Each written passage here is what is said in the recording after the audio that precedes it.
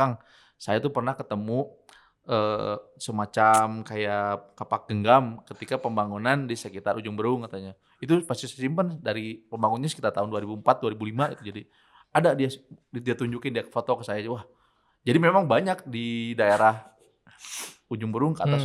Karena memang zaman dulu manusia Bandung Purba itu tinggalnya di sana di KBU gitu ya.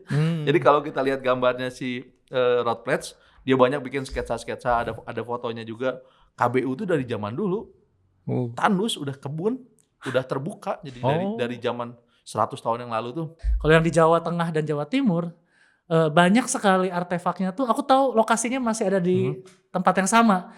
Masih di tempat yang sama atau udah dipindahin ke museumnya tuh jelas.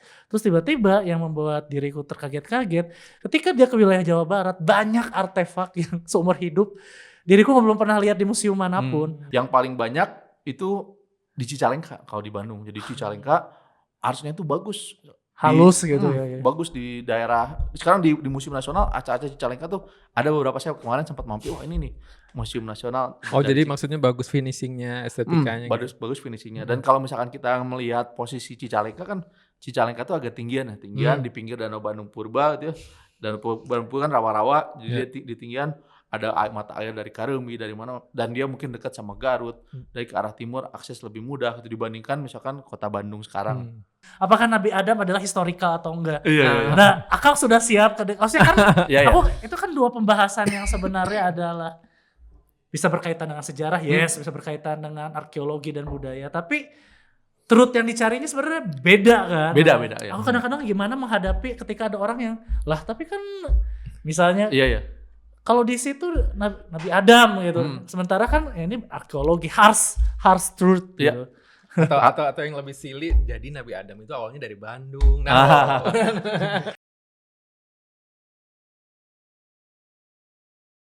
Halo warga distrik, kembali lagi di Distrik Utara dan kali ini bersama dua pendekar keren. Satu Om Rumi Sidarta sama Malik Arahim. Tapi ada keluhan juga nih, kita kelamaan kita ngobrol di studio mulu, sedangkan kalian ini kan semua petualang juga nih ya. Suka belusukan lah intinya. Aduh, istilah itu sekarang udah jadi negatif. Tapi belusukannya tuh semangatnya masih kerasanya positif kan ya. Yang penting kita nggak itu aja di tembok ratapan aja ya. Lihat langsung ke lapangan. Lihat langsung. Nah, jadi karena di sini posisinya Om Rum jadi di posisi host nih. Nah, jadi yang kita todong nih sekarang Mas Malik. Terima kasih kepercayaannya. Maaf Kang kalau misalnya ada salah-salah. Soalnya tiba-tiba ditarik ini jadi host nih. Bisa ada lepat-lepat mah, mohon dimaklumi. Ngobrol aja kita. Tapi ini artinya juga perjalanan kita ke lapangan ini bakal show-nya Mas Malik nih. Siap, Ya. Nah, paling deket ini petualangan yang bisa dilakukan Mas Malik nih, udah kelihatan perintilan kayak gini nih, apa nih mau kita lakukan? Aku kira ini souvenir loh kayak. Iya, kan kemarin kita udah ngobrolin tentang Danau Bandung Purba ya. Danau Bandung Purba, Tangkuban Perahu, Gunung Sunda, segala macam itu tentang Bandung. Nah, saya tuh pengen ngajak waktu itu ngobrol sama Kang Indra. Kang, udah kita lihat tempatnya langsung nih. Di daerah Dago, di daerah Ujung Berung tuh banyak tinggalan purbakala. Kita lihat ke sana. Jangan nyebut alamat kita, ntar kita diarah sama Intel. Oh iya. Benar. Ini sudah ada afiliasi ya. Ini kan Distrik Utara di Kopo nih. Kasian Kopo. Jadi itu kita pengen lihat nih di dekat kita nih ada apa. Dan ternyata dekat banget di Bandung tuh, di Bandung Utara banyak banget tinggalan artefak yang sampai sekarang masih bisa kita temui ini. Apa tuh ininya? Maksudnya kita kadang nggak kebayang ya yang tinggal di Bandung Utara juga kayak gitu. Itu tinggalan kayak gimana tuh maksudnya? Nah, jadi sekitar tahun 1930-an ya ada paleontologis Belanda namanya Koningswald. Dia tuh memetakan temuan-temuan artefak di Bandung. Salah satu yang paling banyak di Bandung Utara nih. Kemudian tahun 51 ada paleontologis atau arkeolog dari Swiss namanya Rod Pledge. Dia juga memetakan lagi nih, khusus kali ini di kawasan Bandung Utara. Nah, di KBU ini mereka tuh menemukan artefak-artefak, terutama artefak obsidian. Jadi obsidian itu batunya kayak hitam ini ya. Jadi kalau di Game of Thrones tuh Dragonstone itu kayak yang bisa membunuh White Walker itu. Jadi jadi dia si batu ini tuh Valyrian steel dong. ketika dipecah dia tuh tajam ujungnya. Nah, makanya sama orang manusia purba pada waktu itu suka dijadikan sebagai pisau serut gitu ya, mata panah, mata tombak dan lain-lain. Nah, di Bandung batuan kayak gini tuh ditemukannya di sekitar Nagreg, di sekitar Pasir Kiamis di Garut gitu ya. Di Bandung nggak ada, di Bandung. Oke. Nah, makanya ketika di Dago ditemukan begitu banyak sekali, bahkan di satu titik di daerah Pakar itu sampai 10.000 pieces. Ini Oh, tuh bentar. Jadi native-nya di Nagreg, tapi entah kenapa dia di Bandung. Iya, natifnya di Nagreg, ditemukannya di Bandung. Nah, ini sampai teh di 10.000 pieces. Dagonya tuh di sebelah mana? Dago yang pemukiman penduduk atau masih kayak ada Di hutan-hutan mungkin di sebelah atasnya atau gimana tuh? Kalau yang di Dago sekarang di dekat namanya SD Pakar di atasnya. SD Pakar sekarang udah jadi SD, nggak tahu apakah masih ada atau enggak. Tapi yang masih banyak bisa kita lihat tuh kalau misalnya kita mendaki ke arah Cimenyan gitu ya, dari Cikadut ke atas deket Curug Batu Templek, di situ kita bisa ketemu karena kalau batu ini tuh di kena matahari itu dia berkilau, makanya ini bisa mudah untuk mencarinya gitu. Jadi pertama ini kita mau mencari ini batu-batu obsidian itu. Karena ini tinggalan dari manusia purba, dia bawa dari Nagreg, dia bawa ke Dago for some reason gitu ya. Entah apa gitu. Jadi kadang-kadang bagi kita yang nggak tahu ceritanya segala macam, sangkain mah batu berserakan biasa gitu kan? Iya. Tapi orang lokal juga kalau misalnya tanya batu kaca atau biasanya atau batu ada nama-nama lokal karena memang sangat distinct gitu ya, sangat bisa dibedakan dengan batu-batu sekitarnya. Terus aku tuh kan diriku tuh pernah juga ngebahas kadang-kadang kalau ngelihat misalnya batu dari manusia prasejarah kan bentuknya kalau mata awam kan memang kayak ya mata awam banget ya. Kadang-kadang batu lah berserakan dan lain sebagainya. Tapi berhubung dengan latar belakang diriku adalah seni rupa dan desain, ada yang sebenarnya istilahnya tuh ada sih gimana ya? Kayak misalnya ergonomi bagaimana suatu batu tuh untuk dipegang. Hampir semua batu-batu yang dibuat untuk dan ditemukan manusia prasejarah itu kan ada fungsinya kan, fungsinya untuk sebagai senjata atau fungsinya itu untuk sebagai masak, memotong dan lain sebagainya. Somehow kita tuh secara bawah sadar nenek moyang kita juga udah punya tahu kemampuan desain bagaimana suatu batu yang untuk sengaja dibuat untuk kayak peralatan itu enak untuk dipegang. Iya. Jadi somehow pasti kayak seorang paleontolog yang profesional kayak akan bisa ngelihat ini bukan batu sekedar batu, tapi batu udah dibentuk supaya enak dipegang dan tidak melukai tangan kita gitu. Cuma masalahnya ini menarik, ini kan soalnya kecil-kecil ya. Jadi kayak kecil-kecil dalam bentuk banyak berkumpul atau kayak berceceran memanjang gitu. Nah mungkin kalau yang bentuknya udah bagus ya, bentuknya udah kayak mata panah mungkin udah dikumpulin di Museum Geologi, di Balai Arkeologi dulu dibawa ke, mungkin sekarang udah dibawa ke Cibinong, di BRIN ya. Sama si kawan kita ini Rodplet juga, mungkin dia bawa juga banyak, ada beberapa artefak Bandung dia bawa sampai ke museum di Basel, di Swiss. Dan kita memang tersisa mungkin yang ya pecahan-pecahan seperti ini aja, pecahan-pecahan. Tapi nggak masalah. Jadi yang penting kita lihat jejaknya ada, barangnya ada, dan kita tahu nih ini batu nggak berasal dari situ. Ya minimal dari Nagreg ke Dago kan lumayan jauh juga tuh. Dari Nagreg sampai ke ujung Berung tuh ada jarak katanya lumayan dia membawa batu seperti itu gitu. Itu jadi titik salah satu ini ya tempat yang mau kita explore ntar. Iya betul. Oke. Nah yang menariknya lagi jadi dari batu-batu ini dulu itu sekitar tahun 1936 itu kan belum tahu nih. Mereka tuh udah tahu ada Danau Bandung Purba, udah tahu informasi tentang Danau Bandung Purba. Dan sebaran si batu-batu artefak ini tuh ada tersebar. Kalau ini kita punya petanya Pak Bahtiar ya. Jadi di peta Pak Bahtiar ini kan sebaran Danau Bandung nih ya, warna biru. Nah batu-batu tuh ada tersebar di pinggir-pinggir gitu, di pinggir-pinggir. Oke. Nah makanya mereka tuh zaman dulu berpikir si Koningswald, orang paleontologis tuh bilang, wah kayaknya orang manusia purba tuh kayak berperahu gitu ya. Iya. Dia berperahu jadi zaman dulu seperti ya, itu. Memang kan air tuh akses ya dulu ya untuk kan dulu nggak ada jalan ya. Teknik pembuatan jalan itu tuh kalau ada air kenapa nggak pakai air aja ya? Iya betul. Tapi itu kan masuk akal.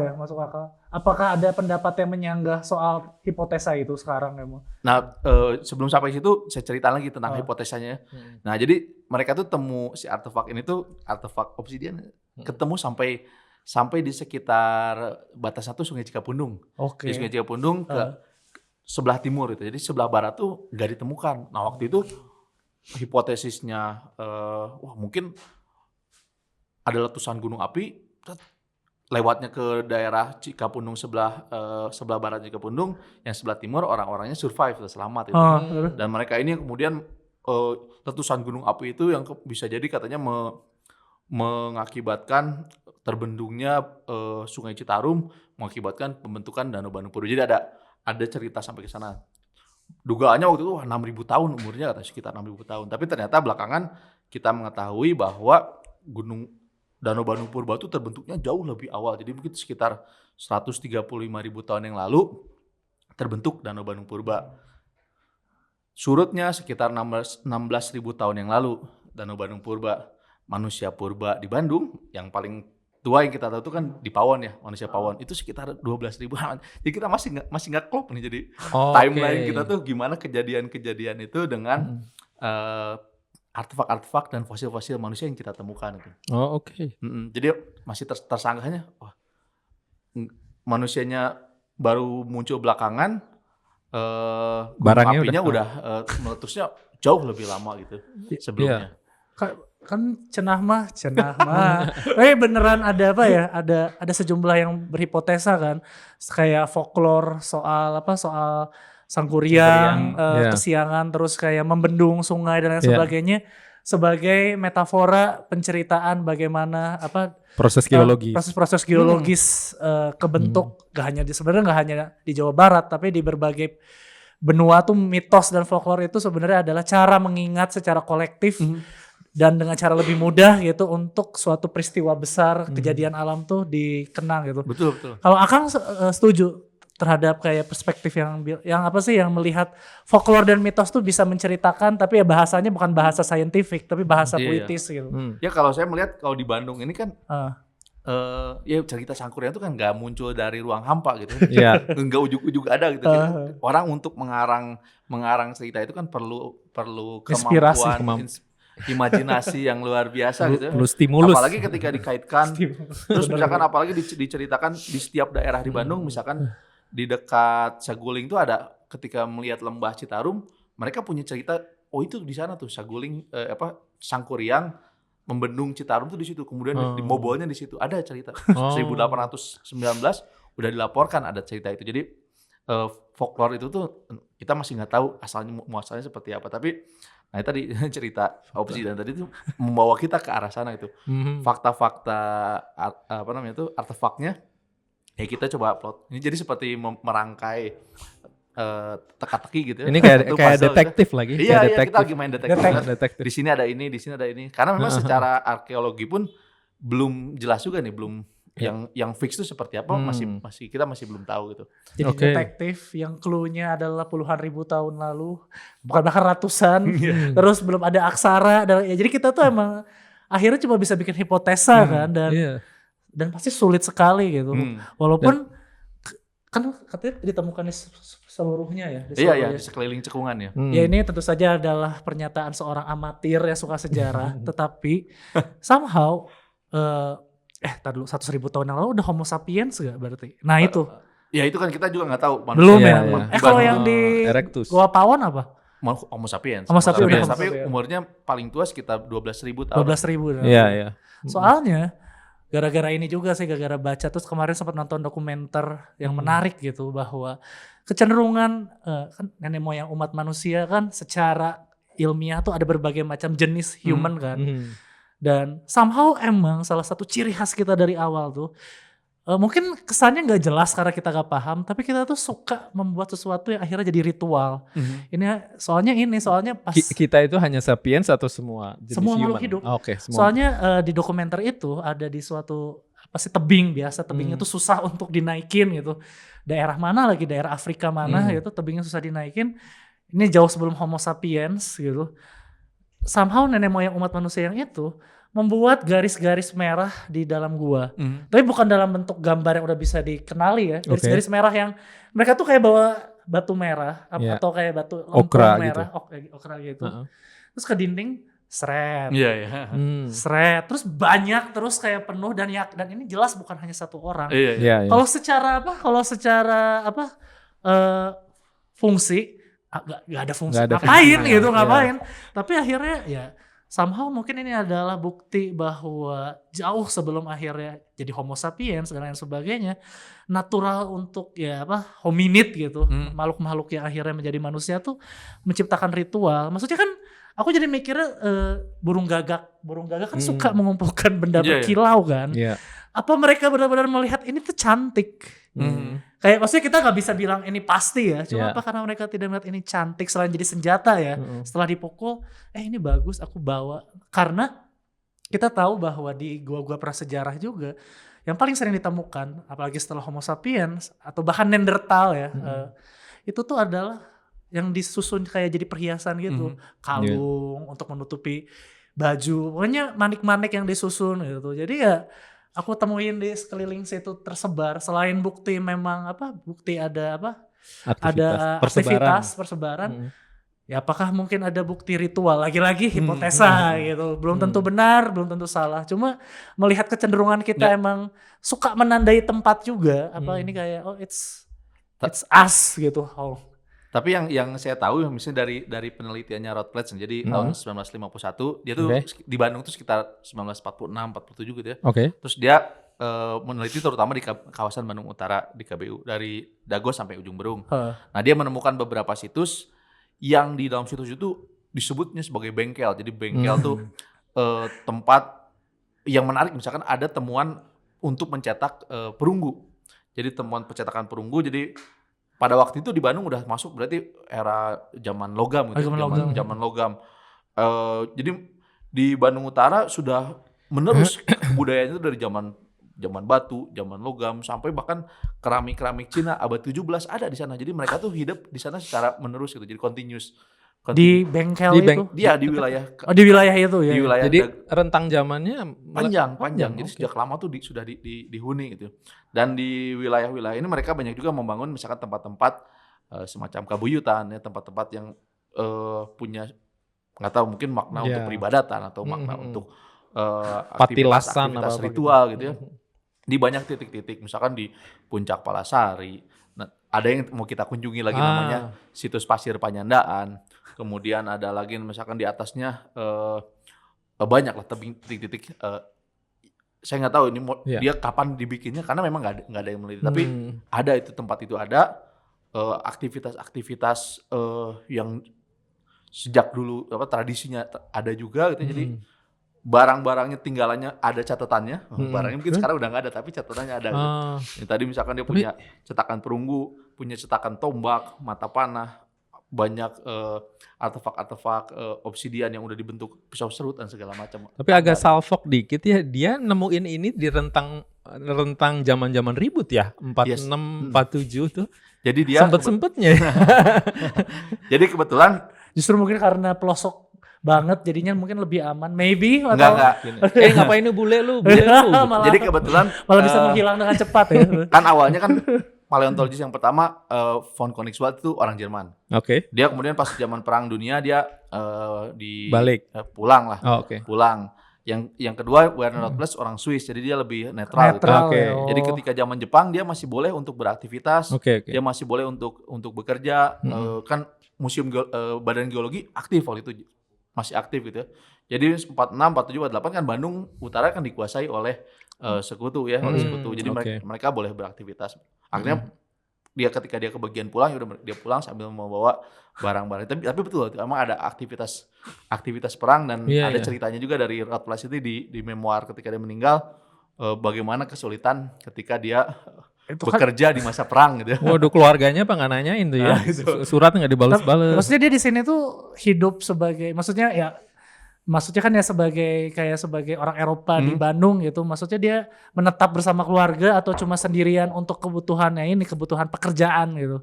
Kalau saya nggak salah dia bekerja cuma bekerja. Full bekerja, jadi keluarga di sana gitu. Dedikasinya itu sama kayak Mas Malik tuh kayaknya ya.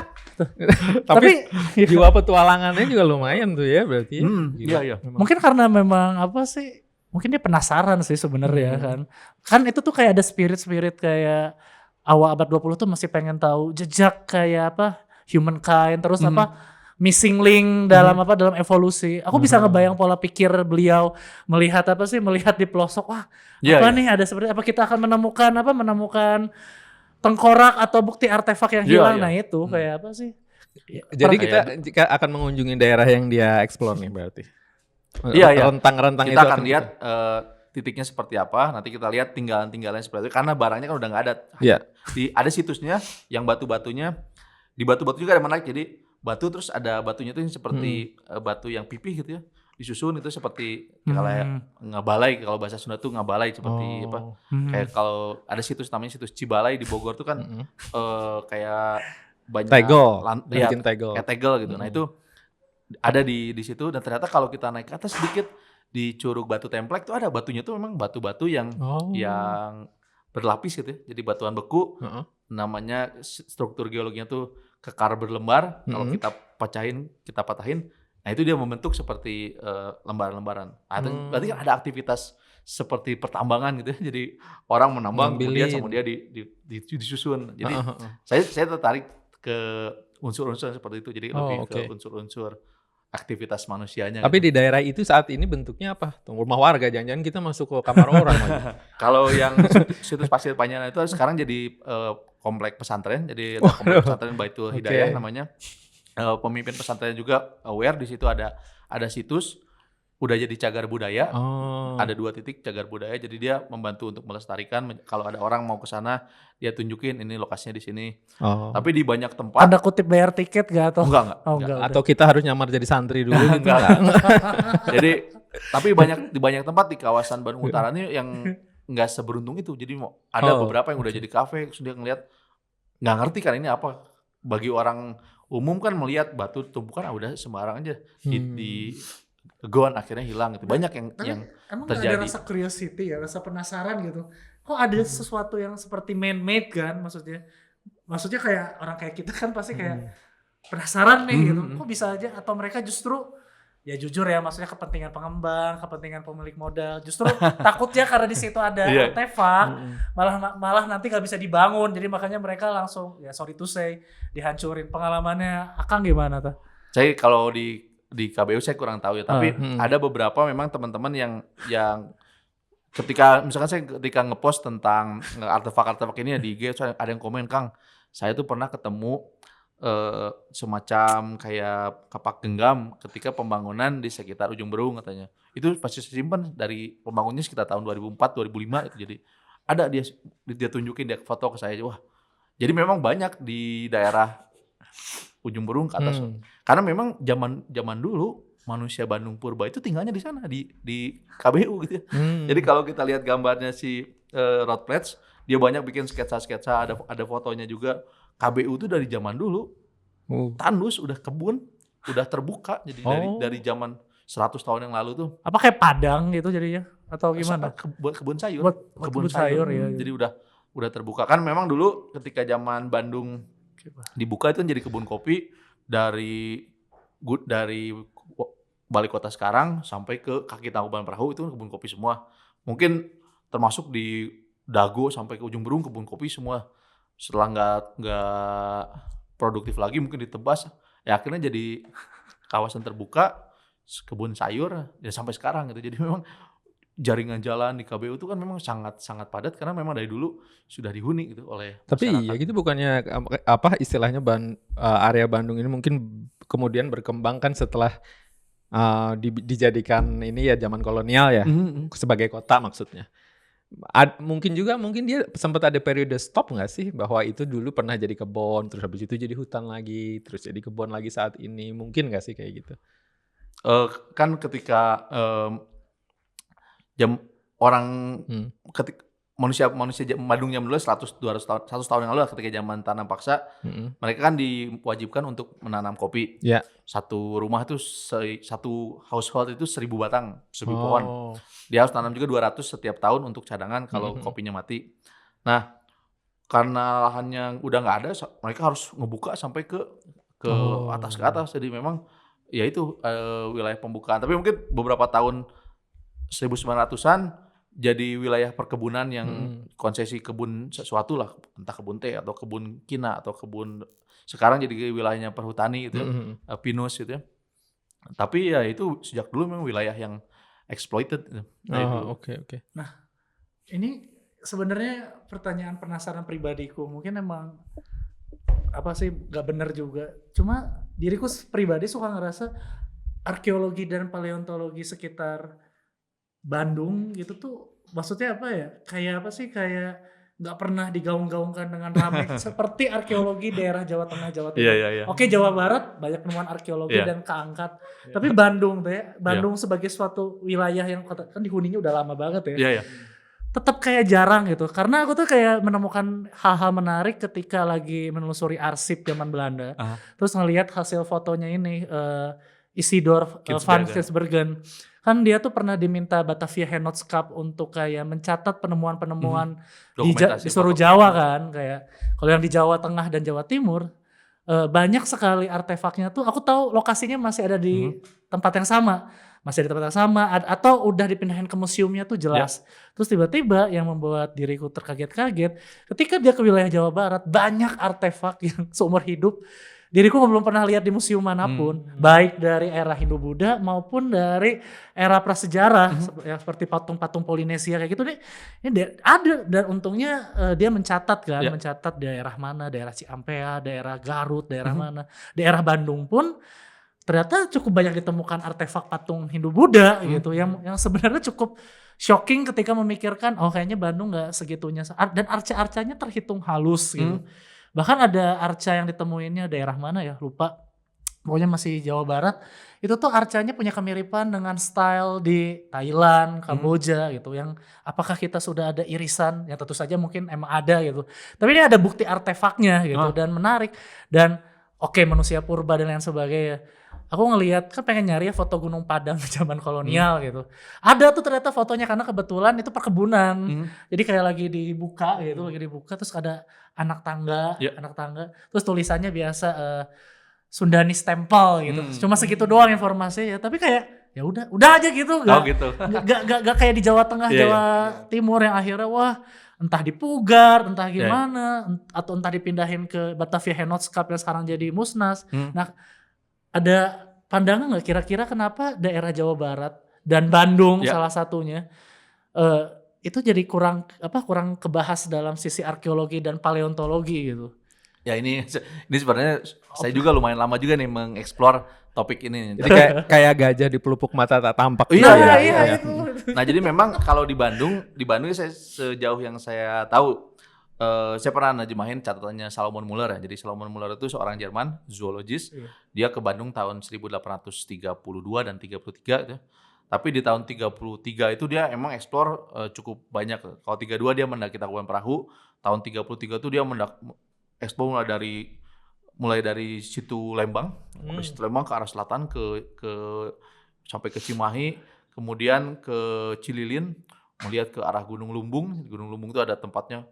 Dia ketemu cerita tentang Dipati Ukur misalkan, ada Dipati Ukur pernah lari ke Gunung Lumbung. Kemudian di sana juga dia ketemu misalkan arca Siwa, arca yang sekarang udah kepalanya dipenggal gitu di sana tuh. Jadi badannya masih ada tapi badannya masih ada di puncak Gunung Lumbung. Nah itu dia nyusul lagi Citarum, di Citarum tuh dia ketemu misalkan di Kampung Gajah tuh sekarang jadi daerah desa Mahmud, Kampung Mahmud ada makam gitu di sana. Ada gajah itu dulunya ada Ganesha, jadi patung Ganesha. Dari ke arah timur lagi ada Landean, ada Yoni, terus ada patung beberapa Ganesha 1833 memang udah ada juga catatan-catatannya. Kemudian 1844 ada Yunghun, dia di ujung Berung dia ketemu beberapa arca. Salah satu arcanya tuh terselamatkan Durga Mahisa Suramarini ya kalau saya salah ada di Museum Nasional tuh arcanya. Yang paling banyak itu di Cicalengka kalau di Bandung. Jadi Cicalengka arcanya itu bagus. Halus gitu ya. Bagus di daerah. Sekarang di Museum Nasional arca-arca Cicalengka tuh ada beberapa, saya kemarin sempat mampir, ini nih Museum Nasional. Jadi maksudnya bagus finishingnya, estetikanya. Bagus finishingnya. Dan kalau misalkan kita melihat posisi Cicalengka kan, Cicalengka tuh agak tinggian di pinggir Danau Bandung Purba gitu ya. Danau Bandung Purba kan rawa-rawa, jadi di tinggian ada mata air dari Karemi, dari mana, dan dia mungkin dekat sama Garut, dari ke arah timur akses lebih mudah gitu dibandingkan misalkan kota Bandung sekarang. Makanya Cicalengka menjadi lebih berkembang. Ada candi Bojong Menje misalkan di situ ya. Ada kalau Candi Bojong Mas ada di daerah Sapan gitu, lebih ke arah barat. Tapi Bojong Menje dan lain sebagainya itu kan sekarang fondasi aja ya ininya survive. Pas waktu dicatat di era Belanda itu apakah masih lebih kebentuk? Kalau Bojong Menje baru belakangan. Oh, baru belakangan ya. Zaman dulu hanya ditemukan arca-arcanya aja. Oh. Nah, yang menyedihkan memang arca-arca itu kan dipindahkan ya. Jadi memang ketika datang misalkan ada seorang Belanda namanya Van Hove, dia datang ke Bandung tahun 1847. Dia tuh saya pengen ngeliat dong arca yang dilaporin sama Yung Hun tahun 1844 katanya. Mungkin karena pas dia lihat terus si asisten residen dengar, coba dong bantuin si kawan itu yang mau datang. Dianterin anterin liatin. Nah, si Wadana itu mungkin ada inisiatif arcanya dipindahin ke pinggir jalan dari tempatnya pinggir jalan. Terus udah gitu si Hopanopo tuh kenapa dipindahin sih, tuh pengen lihat dia di tempat aslinya, tapi kan namanya batu berat udah dipindahin nggak bisa lagi dia pindah ke sana. Iya, udah ini petugas desanya udah mati 2 juga ya. Udah stres udah.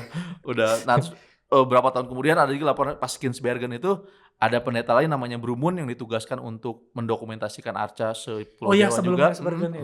Dia juga melaporkan juga sekarang nih arcanya yang bagus tadi yang Durga itu katanya udah dibawa ke Museum Nasional, udah dipindahkan. Yang ini kondisinya begini. Jadi sebenarnya ada catatan-catatan dan catatan mengenai itu tuh di katalognya NJ Krom, di katalognya Verbeek itu dimuat gitu, referensinya ada gitu. Mungkin sekarang kalau misalkan saya nggak tahu siapa yang mengorganisasi itu, mungkin Balai Arkeologi atau seperti apa ya. Ada juga yang makin almanaknya gitu, registernya gimana, arca ini posisinya di mana, perpindahannya seperti apa gitu. Tapi sejauh yang saya tahu kalau arca udah sampai ke Museum Nasional ya udah itu udah jadi urusan nggak bisa pindah lagi, susah lah gitu, pindah lagi gitu. Tapi ada, dan kita lagi coba telusuri. Nah, salah satunya yang di sini juga nih yang kita pengen datengin. Itu kan meskipun bukan arca ya dari zaman megalitik kan mungkin ya. Tapi kan ini salah satu tinggalan purbakala juga. Kalau di Bandung ada model-model arca Polinesia, ada juga misalkan di Ciwidey ada arca tipe Polinesia, di kaki Gunung Wayang ada banyak belasan kalau saya nggak salah. Tipe Polinesia kayak gimana tuh? Tipe Polinesia tuh yang kayak yang sederhana gitu loh, yang kayak bulat-bulat gitu loh. Oke. Jadi belum bukan kalau tipe Hindu kan kelihatan loh, arca Hindu ada Ganesha. Kalau tipe Polinesia tuh yang simple. Oke, ngerti. Jadi kayak mirip dengan ini aja sebenarnya arca. Kalau misalnya arca Polinesia itu mirip dengan arca leluhur yang kayak di Sumatera gitu. Kayak lebih boxy. Ya kadang-kadang bulat. Iya. Daerah Jawa Barat itu kenalnya bulat ya. Jadi kalau di Bandung itu adinya di Gunung Wayang yang saya tahu, ada di Ciwidey, di atasnya Pasir Pawon ada dulu. Jadi dosen saya dulu Pak Budi Bramanti almarhum, tiba-tiba ketemu batu, terus di atasnya ketumpuk batu, kan di situ kan batu kapur ya kalau di Pasir Pawon tuh di atasnya ada batu terus ketumpuk batu andesit 2 gitu. Nah, itu kan nggak ada urusan itu andesit di atas batu kapur. Makanya ini adalah arca nih dulu tuh. Jujur ya, maksudnya semakin penasaran, pengen diriku pribadi pengen ikut field trip ya. Tapi Kang Punten jujur, lokasinya sebenarnya masih sulit untuk ditempuh lewat jalan. Enggak, pinggir jalan itu. Di pinggir jalannya kita bakal di jalan utama terus, bukan jalan utama, jalan. Kalau jalan mobil juga masih masuk. Oh iya. Jadi mobil masih. Soalnya aku tuh mikirnya tuh kayak mungkin karena masih pelosok, tapi ternyata karena pembangunan lebih cepat ya. Jadi Jadi kalau di Bandung misalkan ada juga yang di puncak-puncak gunung ya, di puncak Palasari. Dia seperti undak-undakan tapi bukan dari batu, tapi memang dari tanah, tapi kelihatan sangat jelas dia berundak gitu. Di puncak di puncak Bukit Tunggu gitu juga ada berundak. Makan kalau di Bukit Tunggu tuh undakannya tuh berbentuk balong, jadi makanya sebutnya babalongan. Balong, terus ada balong lebih tinggi, balong lagi. Di Tampomas ada juga punden berundak, tapi sekarang dari batu. Nah, jadi, tapi puncak gunungnya itu masih yang kayak ada jalur untuk orang itu atau harus jalur pendaki? Nah itu. Kalau yang gunung-gunung itu ya mau jalur pendaki. Tapi kalau yang tadi yang tempat artefak ini pinggir jalan semua. Oh, alah. Jadi kita naik mobil berhenti noleh kiri kanan gitu, jalan sedikit. Nah, dapat. Tapi selain Mas Malik ada yang memang Ngulik. udah pernah ngecek berminat banget kayak gini bikin trip? Ada Ada ya? teman-teman misalkan teman-teman saya dari Geurban ya, dari kelompok yang ngaprak kemana-mana gitu. Pernah, makanya saya tahu di situ ada karena teman-teman itu pernah ngecek. Oke. Jadi sekarang saya cuma punya fotonya doang kan. Wah, ini harus datengin. biar nggak curi foto orang. Tapi di masa sekarang, masa medsos nih ya, itu warga Bandung, orang Bandung sendiri tuh sebenarnya tertarik ya sama kayak gini ya? Kalau menurut saya kan sebenarnya kebutuhan informasi akan siapa kita, asal-usul kita tuh gimana, itu kan kayak basic needs ya. Jadi benar. Orang tuh kalau udah memenuhi kebutuhan makan, minum, tidur itu kan atau nafkah, nah itu dia mulai tuh mikir tuh, wah, siapa sense of identity lah. Dia kan mencari identity kan. Iya, Atau betul. misalkan pas lagi ngobrol gini kan di warung tuh ada obrolan kan kayak gitu, dan minatnya tinggi banget gitu. Iya. Jadi makanya saya sebenarnya secara ini saya pede juga kalau misalkan kita bikin kalau ngepost lah rame. Sekarang saya lagi coba nulis buku judulnya Bandung dan Yunghun. Jadi cerita tentang salah satu temuan artefak di Ujung Berung, lagi saya tulis gimana pandangannya Yunghun seperti itu, yang udah lumayan. Saya yakin juga ini adalah ini yang mau baca gitu. Iya.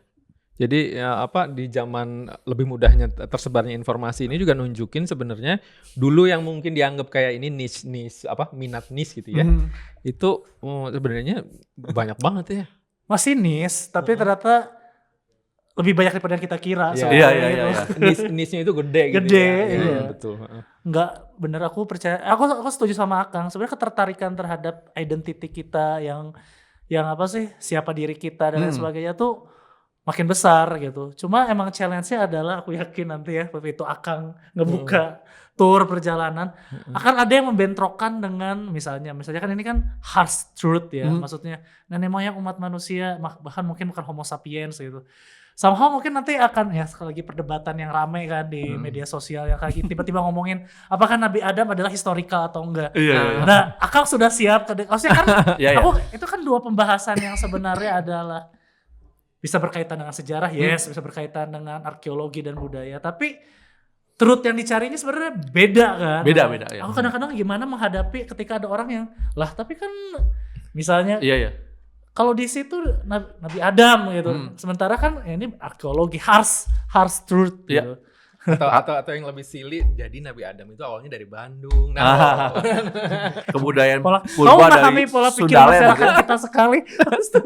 Kalau saya sih kalau saya selalu mencoba mengarahkan, kita mencoba mencari fakta gitu ya. Jadi mencari fakta, kita harus membedakan antara yang mana yang opini, yang mana fakta, yang mana yang teori, yang mana teori akademia, yang mana teori konspirasi gitu. Saya mencoba membedakan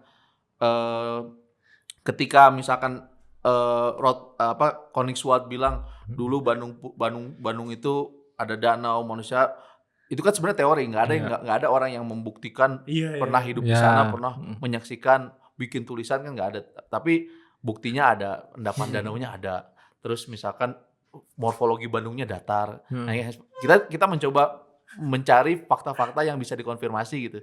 Nah, saya pengen mengajak kepada teman-teman yang mengikuti saya atau teman-teman yang mendengarkan saya untuk membangun pola pikir itu gitu. Jadi mencari fakta yang terkonfirmasi. Jadi bukan fakta yang utak-atik gatuk gitu. Iya, jangan yang Candi Ratu Boko itu misalkan adalah ini Nabi Sulaiman, itu kan kayak gitu, pada kayak gitu. Ini Ratu Saba segala macam itu yang cocok logi gitu. Saya enggak deh kalau gitu. Saya enggak mau deh kalau ngobrol-ngobrol kayak gitu.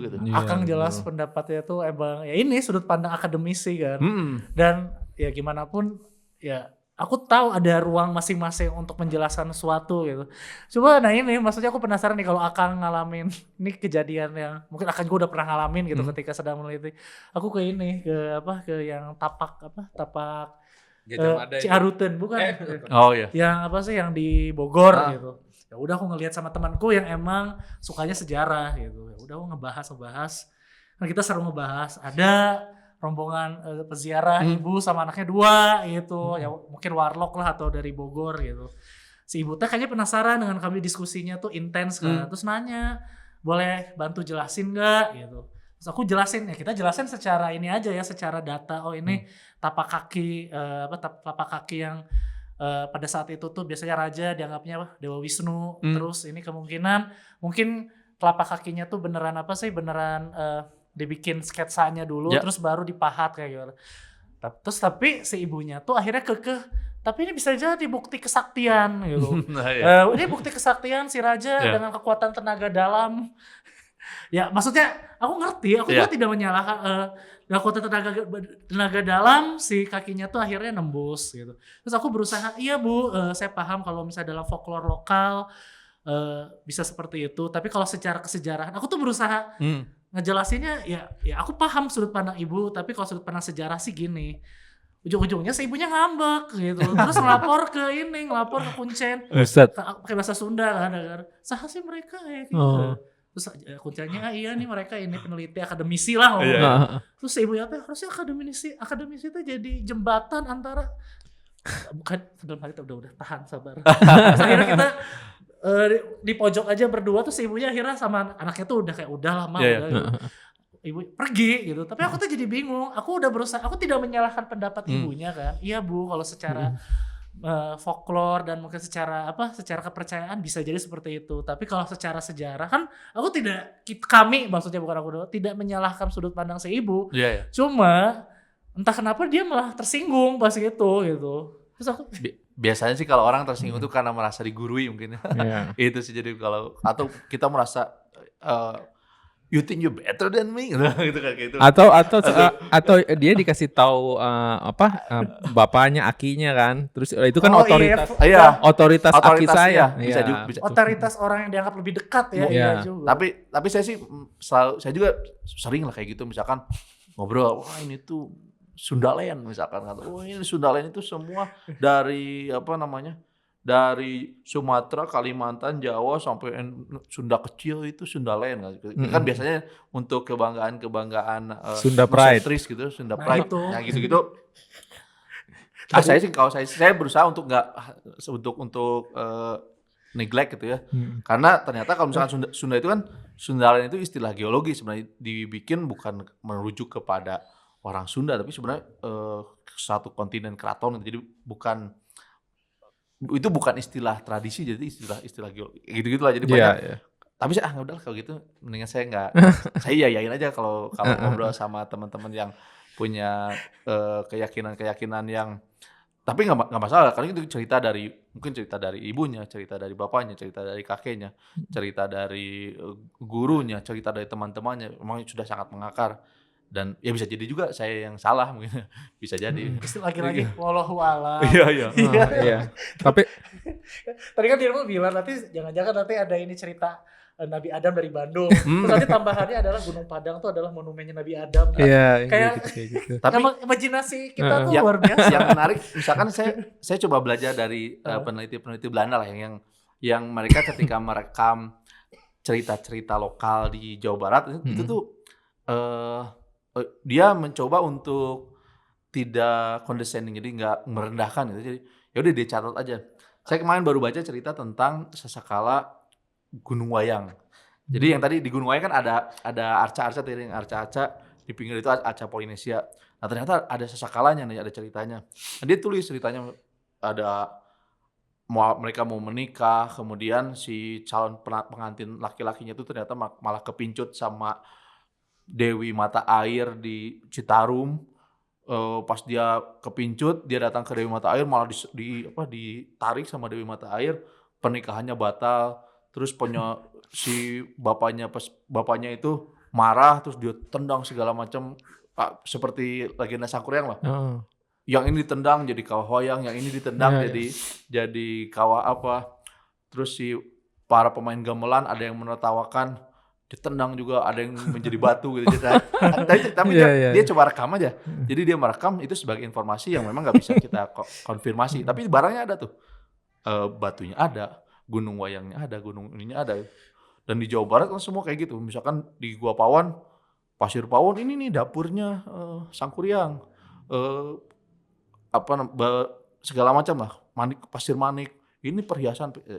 Akhirnya disambung-sambungin tapi ternyata sekarang itu jadi tren juga di kalangan para peneliti gitu ya. Misalkan Pak Bahtiar kan sangat menyelidiki semua folklore kayak gitu-gitu kan, ya. folklore lokal ternyata terkait juga. Iya. Ternyata kita ketemu di tempat lain di Palu, ternyata nama ini merujuk kepada kejadian likuifaksi di masa lalu atau gitu-gitu ternyata nggak ngarang juga tuh nenek moyang kita. Cuma ya itu kan bahasa puitis kan. Iya bahasanya. Atau metode apa ya, kayak metode pelestarian cerita itu dimasukkan ke dalam bungkus cerita, jadi dia diceritakannya secara oral turun menurun. Iya. Jadi itu yang akhirnya saya karena nggak belajar mungkin di kampus tuh di ITB ya, belakangan ini kita baru ngeh ternyata ada cerita rakyat ini sangat sangat powerful sebenarnya gitu. Jadi kemarin tahun lalu ada penelitian, ada buku baru terbit judulnya The Pulse of the Earth dari Adam Bobet. Dia meneliti tradisi di Jawa, di Jogja gitu ya. Kan di Jogja itu ada tradisi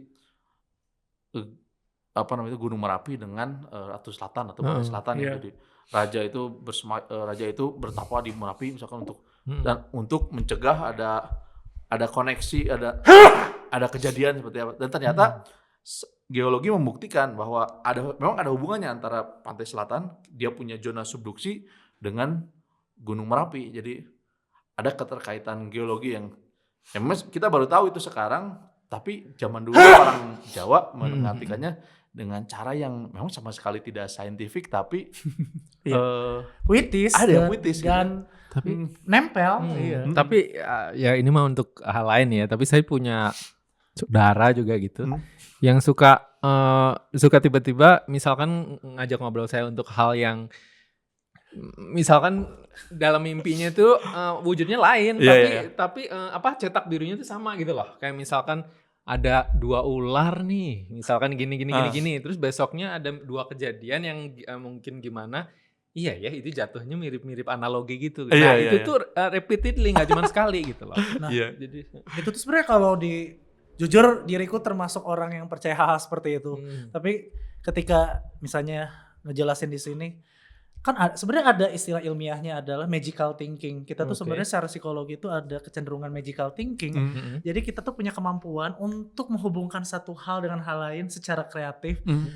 Salah satu cara termudah magical thinking bekerja itu tuh kemiripan benda. Misalnya gini, misalnya bentuk seperti ini mungkin bentuk mirip dengan bentuk tangan. Tumbuhan apa? Berarti kalau dimakan kemungkinan ini akan punya pengaruh baik buat tangan. Itu termasuknya magical thinking gitu. Dan magical thinking juga lah yang sebenarnya adalah bagian kita jadi hebat karena itu menunjukkan bahwa ya di luar emang kepercayaan masing-masing kita tuh punya imajinasi kuat gitu sebenarnya. Dan itu juga yang sebenarnya menarik, mungkin ada yang pernah dengar Carl Jung gitu. Carl Jung tuh apa tuh? Dia tuh mantan Carl Jung. Mantan muridnya Freud yang akhirnya punya pembacaan ilmu psikologi sendiri bahwa umat manusia tuh punya archetype. Archetype tuh kayak bawah sadar di mana manusia dari satu titik, satu hidup di sini, satu hidup di ujung, nggak pernah beririsan sama sekali. Mereka bisa memiliki storytelling yang sama. Mereka bisa membaca hal yang sama. Oh, ini ada Dewi turun dan lain sebagainya. Betul. Dan menurut aku itu yang malah jadi spesial sebagai manusia. Kalau saya sih ngeliat kayak ini aja, misalkan saya punya anak 5 tahun, terus di Amerika sana ada orang lain punya anak 5 tahun juga. Terus kan kelakuannya sama tuh, misalkan kayak tiba-tiba ini anak saya ini kelakuannya kayak gini nih. Misalkan terus kita baca komen, ini anak saya juga kayak kelakuannya. Jadi memang manusia punya itu ada archetype ya, punya pemikiran. Bener. Yang paling mudah banget mah naga aja sih. Naga ya. Naga nggak pernah ada juga ya, tapi di semua kebudayaan ada naga. ada naga dinosaurus. Enggak, maksudnya banyak budaya tuh ada gambar era medieval Eropa menarik. Kayaknya mereka kayak nemuin tengkorak dinosaurus, terus akhirnya dengan polos digambarin sebagai naga aja gitu. Kita tuh bisa menghubungkan apa yang kita percaya dengan fenomena apa yang terjadi gitu. Makanya kayak apa tadi yang kayak soal Gunung Merapi, Ratu Pantai Selatan, menurutku ya maksudnya pembacaan geologis dan lain sebagainya itu ini karena menarik karena irisan dengan animism, kepercayaan semuanya ada roh dan semuanya itu bersatu. Bahwa roh manusia itu sama pentingnya sekaligus sama tidak pentingnya dengan hewan atau pohon lain gitu.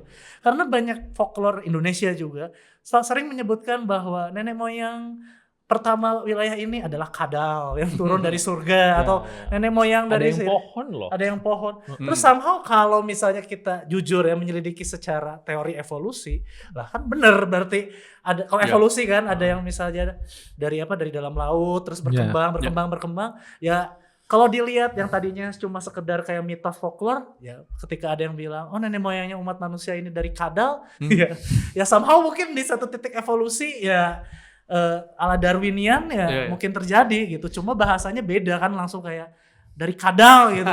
Atau mungkin ada kayak pikiran yang tembus waktu gitu kali ya.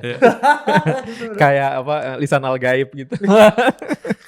Tapi saya menarik ya, jadi balik lagi tadi ke bukunya Adam Bobet aja. Ada seorang geologi yang diceritain sama Bobet, dia lama juga tinggal di Bandung, namanya Johannes Umgrove, Jan Umgrove.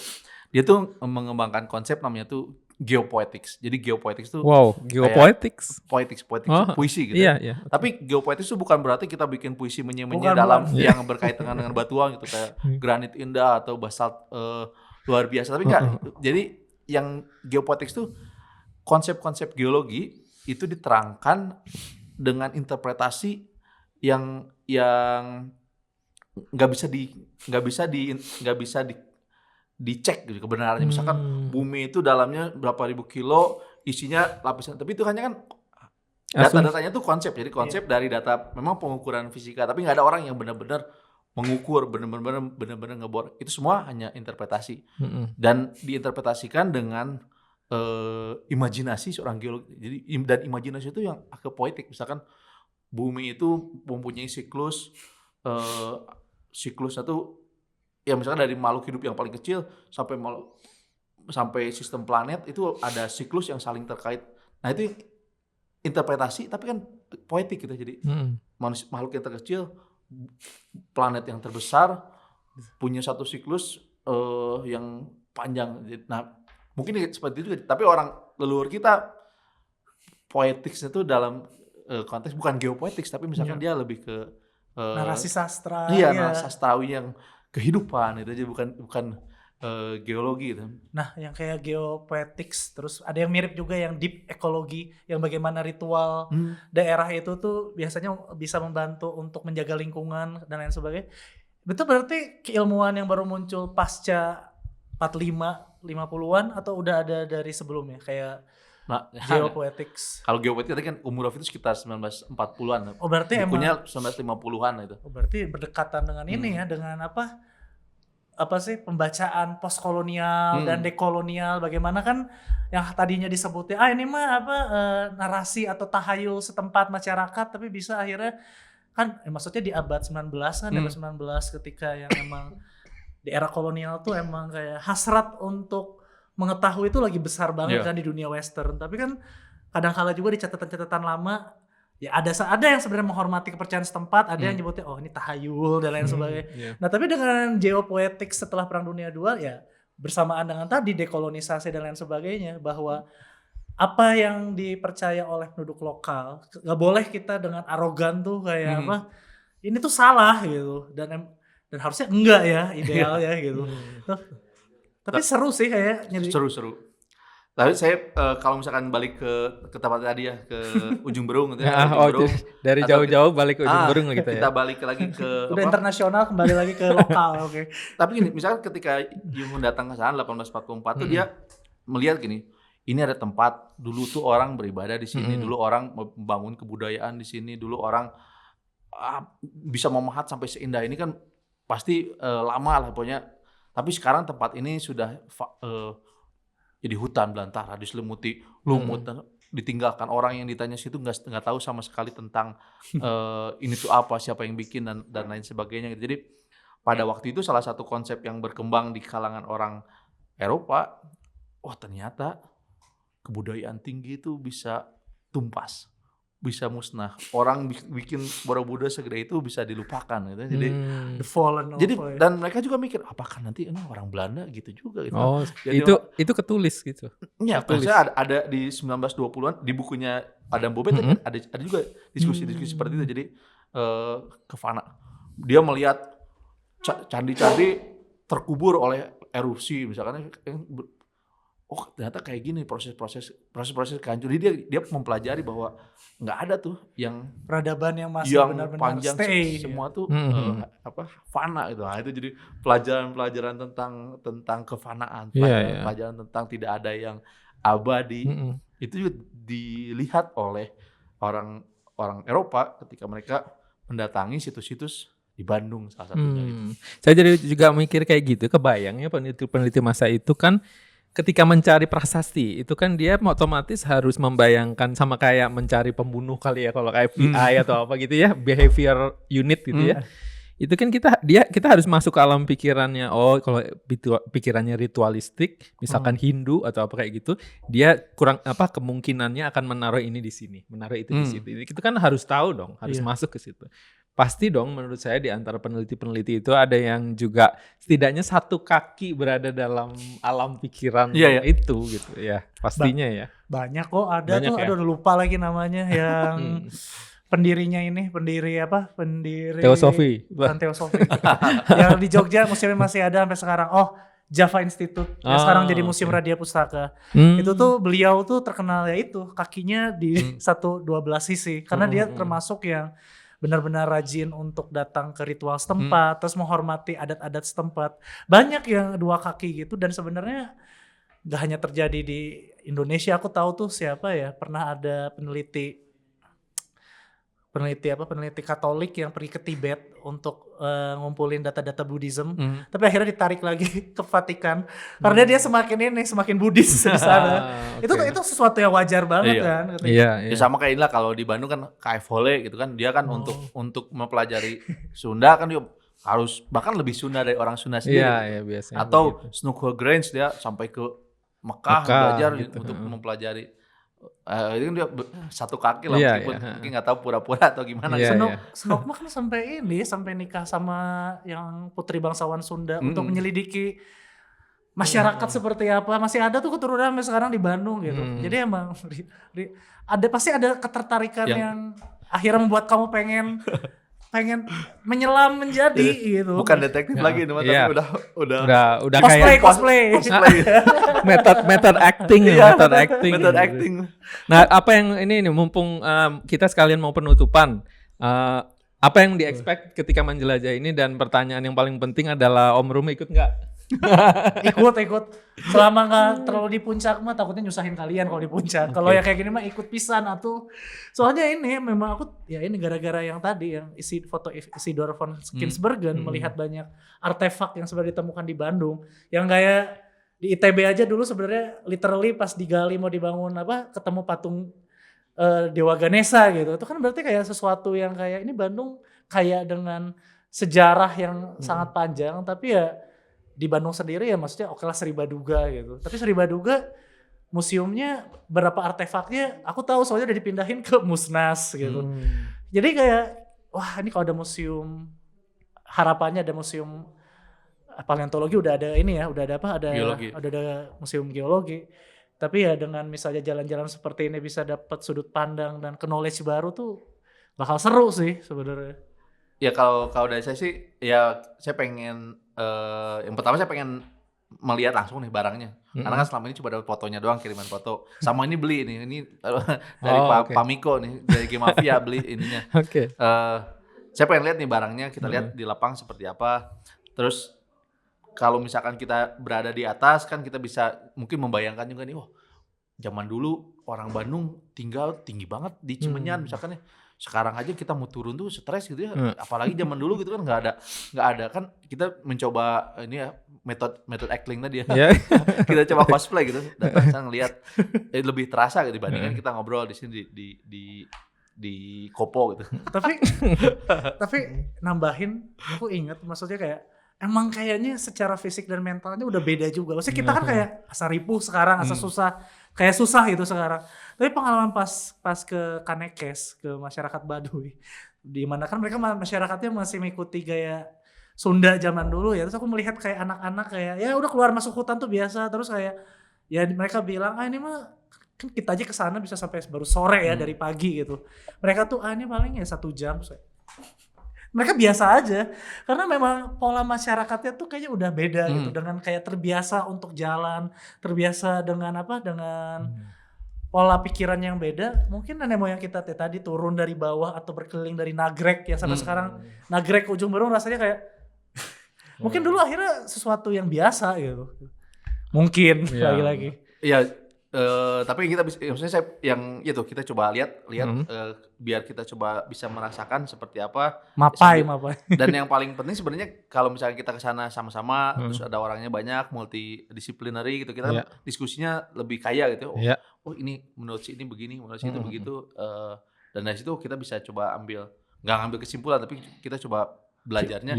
Membangun kritis hipotesa ya. Betul, jadi ngecek juga naskah-naskahnya seperti apa, jadi barang-barang, jadi biar ya makin banyak lah yang tahu dan tadi mengkritisi sumbernya seperti apa. Dan mengumpulkan mereka semua yang berminat sama ini. Dan nanti bikin rencana intinya bikin geng baru lah. Bikin rencana lokasi-lokasi lain. Tadi kan nggak cuma ini, selain ini kita punya misalkan ada Candi Bojong Menje di dekat Cicalengka. Terus kan kita punya juga di Gunung Lumbung tadi di Cililin masih ada arcanya. Atau di Naringgul ada kampung adat Miduana yang masih ada tuh arca Polinesianya. Itu di mana itu? Minggu baru pertama. Di mana itu, Bang? Miduana namanya kampung adat Naringgul di Karaciwidey. Jadi yang seperti itu kan banyak nih. Terus ya memang perlu teman lah. Kita perlu cari teman. Kalau sendiri itu kan agak boring juga lah kalau orang sendiri cilang-cileng gitu ya. Ya jadi begitu warga distrik, jangan khawatir, perjalanan ini bukan yang ekstrim-ekstrim banget ya, nggak jauh dari Alfamart kayaknya ya. Masih bisa ya. Dan ingat satu hal, tetap keep exploring. Peserta nomor 1 nih udah daftar nih. Peserta nomor 1. Udah. Keep curious dan jangan lupa Gunung Padang bukan bukti Nabi Adam berasal dari Jawa Barat, warga distrik. Oke. Terima kasih. Tepuk tangan. Luar biasa obrolannya. Aduh.